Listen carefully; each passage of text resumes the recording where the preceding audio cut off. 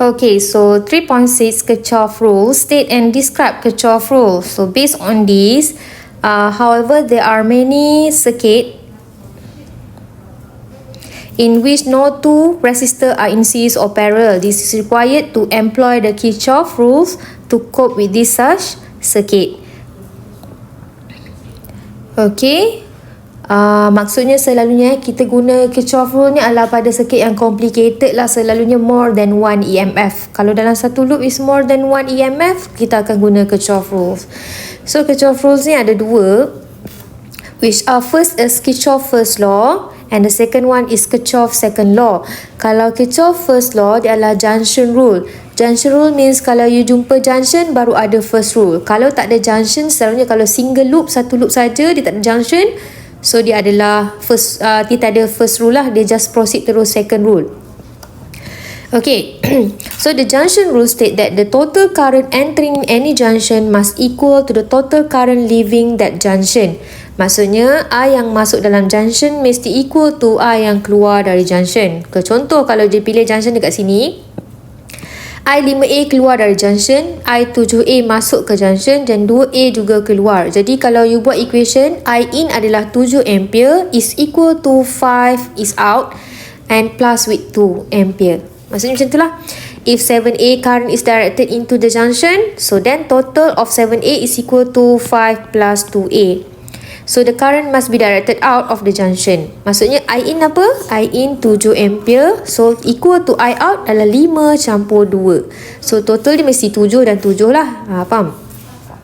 Okay, next adalah Kirchhoff second rule, law is loop rule. So the total of all the voltage around the closed loop in the circuit equal to 0. Yang ni awak ada delta V kan, nanti buang. So ini equation yang betul. Summation V is equal to 0. The second law is based on the principle of conservation of energy.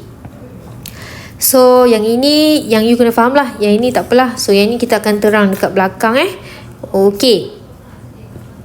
So convention for loops rule. So the following convention applied for determining the sign of delta V ataupun V lah across the circuit elements. The travel direction in direction that we choose to proceed around the loop. Okay, ni yang penting ya. You kena tahu sign convention yang kita nak apply bila summation V is equal to 0. Okay, you dengar betul-betul. Okay. So bila melibatkan EMF dalam data, pastikan you label mana negatif, mana positif. Itu yang pertama. Okay, and then lepas tu kita akan tengok direction loop yang kita pilih, yang kita akan lukis. Yang ni saya ajar lah macam mana awak pilih loop direction. Okay, kalau loop kita jumpa terminal negatif and then kepada positif, maksudnya kat sini berlaku peningkatan potential. That's why dipanggil potential rise. Bila negatif kepada positif laluan kita So loop macam ni kan. So daripada positif to negatif, daripada negatif to positif means increasing. Increasing mean potential rise. So kita punya EMF direction adalah positif. Kalau ni 10 volt, direction macam ni dia adalah positif 10 volt. Faham? Okay. So how about this one? Kalau kita ada EMF negatif positif, tapi loop kita daripada arah positif.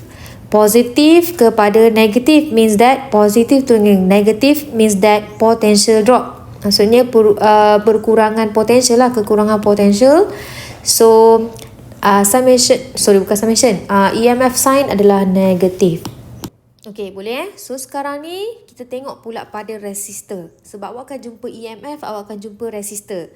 Okay, tapi EMF kita tak berkait dengan current. Maksud saya, kita tak compare current. Kita just tengok positif negatif dia. Tapi untuk resistor kita kena compare dengan current. Sebab apa? Sebab potential ni V.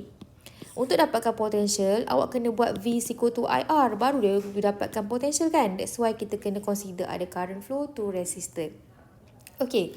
So, bila current flow to resistor, kita tengok compare dengan direction loop.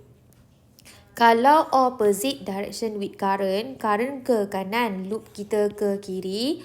So dekat sini berlaku potential rise, di mana bila current flow to resistor di sini akan mengalami potential drop. Tetapi bila loop kita ni adalah opposite, maksudnya menentang, reverse.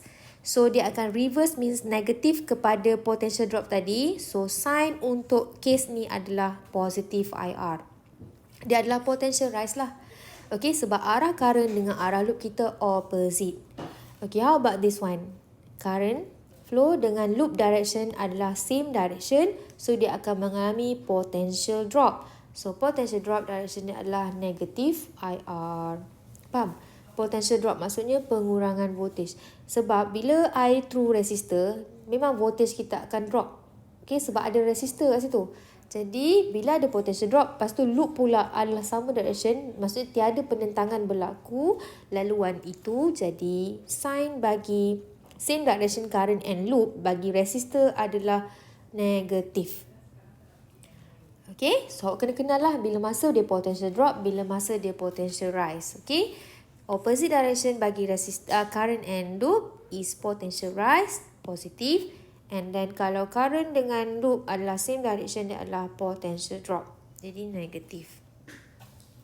Okay, jom kita try soalan ni. Okay, kenapa kita guna Kirchhoff rule? Sebab dia ada dua EMF. And then satu lagi sebab apa? Dan satu lagi dia adalah satu loop saja. Jadi rule number 1 tak ada. Kita terus proceed kepada second rule iaitu loop rule. Okay, first kali apa you nak buat? Kita akan buat dulu terminal punya sign. Okay, so this one is negative, this one is positive, this one is positive, this one is negative. Lepas tu, bila satu loop ni, okay, satu loop je dalam soalan, you akan buat current flow is come out from positive terminal. Current akan keluar daripada positive terminal, analoginya. So, okay, contoh Alright, so yang ini saya akan pilih sebab saya ada dua pilihan. Ini sebab loop saya ni loop, kita panggil loop simple lah sebab satu loop je. So saya akan pilih antara 10 dengan 6 mana lagi besar? 10. Jadi current akan drive daripada 10 volt. So saya keluarkan daripada terminal positif. Okay, nampak?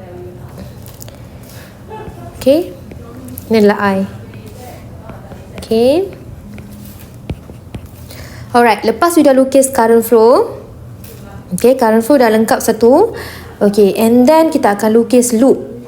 Okay, loop ni yang awak pilih. Selalunya kita akan ambil sama direction dengan current supaya senang. Okay, so nak pilih loop, saya akan ambil same direction. So, dia akan jadi clockwise lah.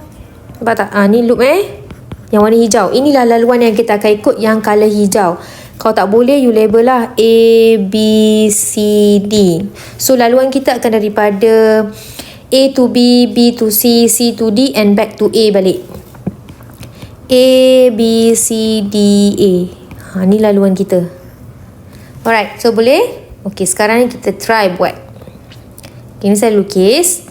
Okay, so kita try tengok dekat komponen-komponen. Kita start dengan A dulu. A nak jalan pergi B, C, D dan balik ke A lah. So kita jumpa siapa Okay, arah laluan kita mesti ikut arah loop ni. Kalau loop awak clockwise, you kena ikut arah clockwise lah. Awak yang pilih kan. Okay, so kita tengok compare. So lalu jumpa terminal negatif pergi kepada positif, potential rise. So potential rise positif. Okay, jalan lagi. Current tadi yang kita lukis tu, current dengan loop kita lalu adalah sama direction. So berlaku potential drop, negatif IR. R dia 2, I dia gantikan I. Okay, jalan lagi, jumpa resistor 4 ohm. Current flow dengan loop yang kita pilih. Okay, current flow ni dengan loop kita punya laluan adalah sama. So, berlaku potential drop 4I. Okay, jalan lagi, jumpa terminal negatif kepada positif, potential rise. So, positif 6. Jalan lagi, current dengan loop yang kita pilih adalah same direction. So, potential drop. So, bila susun rearrange this equation, so kita akan dapat I is equal to 1.45 ampere. So, jawapan dia positif means that direction current kita adalah betul iaitu clockwise. So, bertulislah clockwise. Okay? Boleh? Alright, so ini kita panggil simple circuit. simple circuit lah. Sebab simple circuit because dia hanya ada satu loop sahaja. So rule yang pertama kita buat, kita terus proceed dengan loop rule. Okay.